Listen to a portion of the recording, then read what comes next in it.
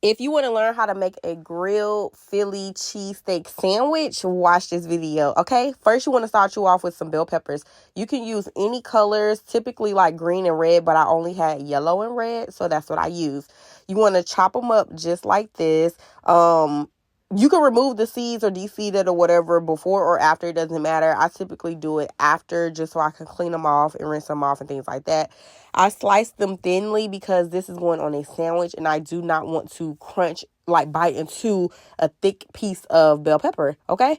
Then you want to chop you up an onion. You can do like a smaller onion or a bigger onion depending on how much onion you like on your sandwich, okay? I did use all of this onion, but I chopped up the whole thing, but I didn't use all of it. So you can use like a half an onion for this recipe. And then you want to go in with some beef shaved meat. Trigger warning. Yes, I did clean it off. I rinsed it off with some cold water and vinegar, and then I put it in this bowl and seasoned it. I typically just use like garlic powder, some Tony's, and some steak seasoning. That's it. Okay. On this griddle or in a pan, if you do not have a grill, it's fine. You want to go ahead and butter it up, oil it up, and add your bell peppers so they could go ahead and cook. I typically cook those first because I like mine to be like a little not crunchy. So I typically like to cook those first. If you like your bell peppers on a more crunchy side, just maybe cook them a little bit last, something, whatever. Anyway, let's get into the meat. I covered up the bell peppers and let them do what they do. On the other side of the griddle, I added a piece of butter, like a tablespoon of butter, and that meat, the shaved meat that is now seasoned and cleaned, I added it to this side of the skillet and let it cook down. Now, this is thinly shaved beef, so it does not take long to cook. You do not want to overcook it. You want to watch it.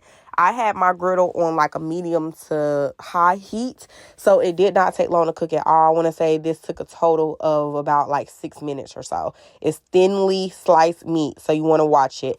After about 1 to 2 minutes, I flipped it over and I added a little bit more seasoning on the other side and let it cook down, okay? Meanwhile, you want to check on your bell peppers. You have to multitask for this recipe, okay? Then, to add a little moisture and to give it a little bit more juice for your sandwich so it won't be super dry, you want to sprinkle in like a tablespoon or teaspoon of flour, all-purpose flour, and then add some water on top of that so it can create like a gravy. And then go ahead and add your onions in there. Now, if you like your onions a little bit more sauteed down, you can add the onions first, then add your meat. This recipe is totally up to your preference, okay? It's no thing to it. You do not have to follow it step by step. This is just how I made my Philly cheesesteak sandwiches, okay? After the onions are added, I cooked it for about a minute. That's literally it. Covered it up. Let it get all the juices and the flavor from everything that I just added into it. And do y'all see that? Just imagine how it was smelling. Yes, okay? Make room on this griddle. This is why I like an indoor grill or whatever, because, baby, it's a one-stop shop. You can do everything on it. So in the middle, I just added a tablespoonful of butter. Let that melt down. I got some bread. It doesn't matter what kind you use. Y'all know I like Dave's brand bread because it's like a healthier version. Anyway, I layered it with a little bit of mayonnaise because that's what my man likes. Then I put a little bit of provolone cheese. I put 2 slices on each bread slice. 2 slices of cheese on each bread slice.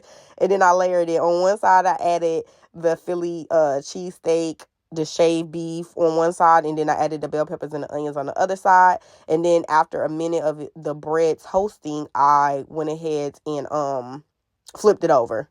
That's literally it. People typically add butter on the ends of the bread to give it like a little bit more crisp. You could do whatever you want to do. This is just simple, quick, and easy way, okay?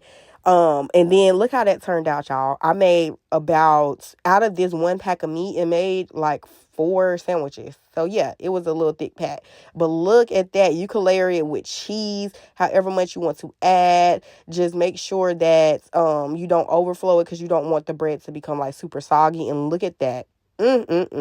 Grilled Philly cheesesteak sandwich. If you try this recipe, please let me know, y'all. 10 out of 10.